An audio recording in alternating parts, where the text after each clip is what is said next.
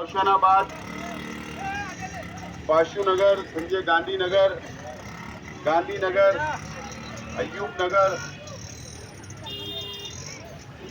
इस इलाके तड़वी नगर, तवक्कल नगर, इस इलाके की आवाम का अमन पूरा जिम्मेदारान का मैं आज शुक्रिया अदा करने के लिए यहाँ पर आया हूँ। यहाँ के जो हमारे जिम्मेदारान हैं, हमारे जो जाबाज कार्यकर्ता है, जाबाज सिपाही है, आप लोगों ने बहुत मेहनत की, अपना वक्त दिया, इलेक्शन को लड़ा, गली गली आप लोग गए और जबरदस्त इलेक्शन आपने लड़ा, इसमें दो राय नहीं है। बहरहाल हम इलेक्शन हार गए, सिर्फ और सिर्फ जो पेटी की ओर अगर देखे तो सिर्फ 76 वोट से हम लोग इलेक्शन हारे, सिर्फ 76 वोट से, और पोस्टल वोट मिलाकर हम 162 वोट से इलेक्शन हारे।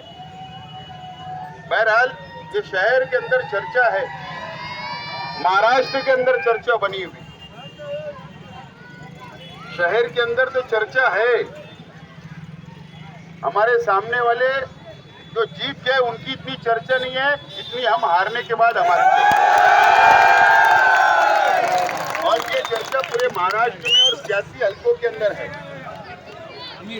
मैं आज यहाँ पर हमारे 2-3 मीडिया के साथी है, आप लोग मेरा बयान रिकॉर्ड कर ले।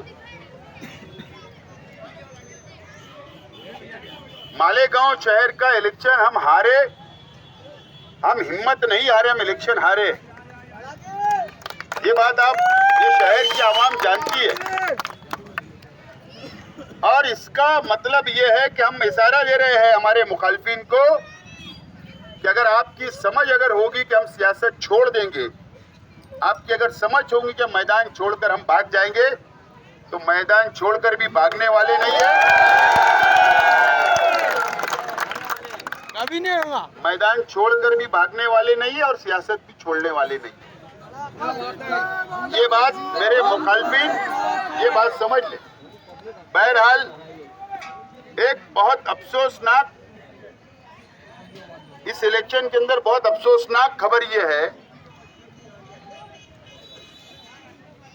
कि बीजेपी की हुकूमत बनने जा रही। अफसोसनाक है, लेकिन ऐसा क्यों हुआ? ऐसा क्यों हुआ?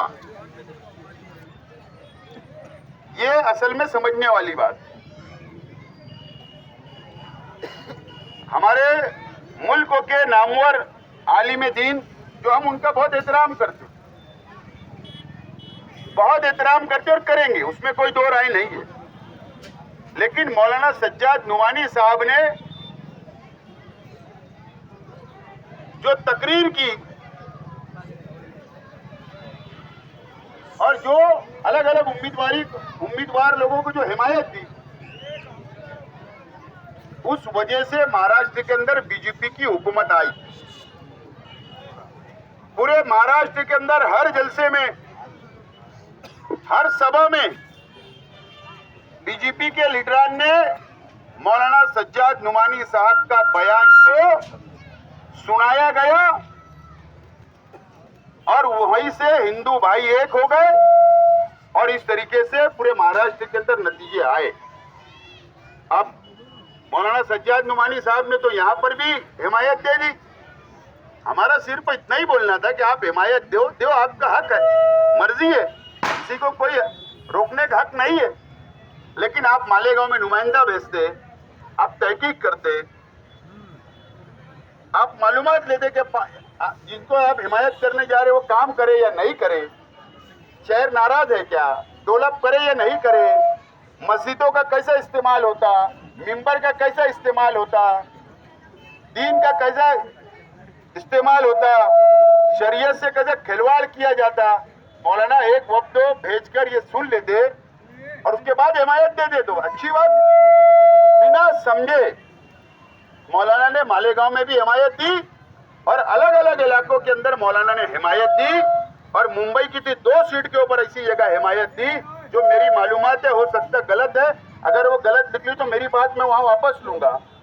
तो 2 एक ऐसे उम्मीदवार थे जो पहले बीजेपी के थे, बाद में राष्ट्रवादी शरद पवार गढ़ में गए, और वो शख्स ने 4 महीने पहले कहा था कि मस्जिदों को तोड़ दिया जाएगा, उनको भी हिमायत दे दी इन्होंने। एक और कोई है, वो बंदे ने भी मुसलमानों के खिलाफ जहर उगला था, वो कोई सेकुलर पार्टी में गया, उसको भी हिमायत दे दी। तो बोलने का मतलब, अगर आपके बयान से, ठीक है आप आलिम हो, आपका रुतबा आपका एहतराम अपनी जगह, लेकिन जो बीजेपी की हुकूमत आ गई, अब जो महाराष्ट्र के मुसलमानों को तकलीफ होगी तो इसका जिम्मेदार कौन जिम्मेदार? ये तमाम ही चीजें, ये शहर से लेकर बंबई तक इस तरीके से हालात बने, तो इस तरीके से कुछ गलतियां आज मुसलमान भुगतेगा, और मुसलमान कहां का भुगतेगा, सजा किसको मिलेगी? जो देहातों के अंदर मुसलमान रहते, 50 घर, एक मस्जिद, एक मदरसा, वो लोग को तकलीफ होगी, वहां पर उनको मारा जाएगा, उसके जिम्मेदार कौन? ये नहीं सोचते बस अपना बैठकर बयान दे देना, इसको हिमायत उसको हिमायत दे देना, ये बराबर बात नहीं है। इसके ऊपर बहरहाल अब मुसलमानों ने बैठकर संजीदगी से फैसला करना चाहिए कि हमारी रहनुमाई, ठीक है उलमा करे, लेकिन हमारी मजहबी रहनुमाई करे ना, लेकिन सियासी तौर पर बाद में आके माफी मांग लेती। हाँ बाद में माफी मांगे, कल आए और कल माफी मांगे, मुझसे गलती हो गई, अरे लेकिन सरकार तो आ गई। तो इस तरीके से ये बातें चल रही है। बहरहाल ये अफसोसनाक है। अब ये शहर को और इस महाराष्ट्र के मुसलमानों को संजीदगी से बैठकर फैसला करना पड़ेगा। बहरहाल हम आज, मैंने कहा कि हम इलेक्शन हारे, हम हिम्मत नहीं, मैं आज आप लोगों का शुक्रिया अदा करने के लिए यहाँ पर आया हूँ, और बहुत सारी बातें अब मुझे बोलना है, लेकिन मैं जुमा के दिन, 8 बजे आने वाले जुमा के दिन 8 बजे हजार खोली ऑफिस पर मैं बड़ी मीटिंग रख रहा हूँ। आप लोग वहाँ पर आइए और वहाँ पर हम लोग बैठकर वहाँ लाएमल तैयार करेंगे, और मैं कई बड़े फैसले ले सकता हूँ वहाँ पर। इसके लिए आप वहाँ पर आकर पहुँचे, मैं अपील करूँगा। आप लोगों का बहुत बहुत